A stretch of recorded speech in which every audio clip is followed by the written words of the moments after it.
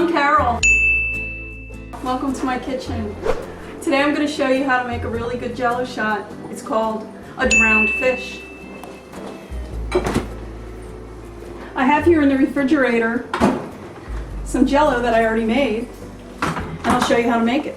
I use berry blue jello, and for half the water I substituted blue curacao, which gives it a really cool blue color and it tastes nice and orangey. After the jello shot's been in the refrigerator, I take some Kahlua, pour that on top, which looks just like an oil slick. And then I put some Swedish fish in it, and I call it a drowned fish. I got inspired to make this cocktail when I was watching Rachel Maddow, and she was down in the Gulf at a bar called Dock of the Bay.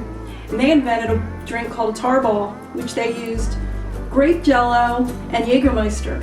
And Rachel said it was just the same texture as the gunk that was watching up on the beach.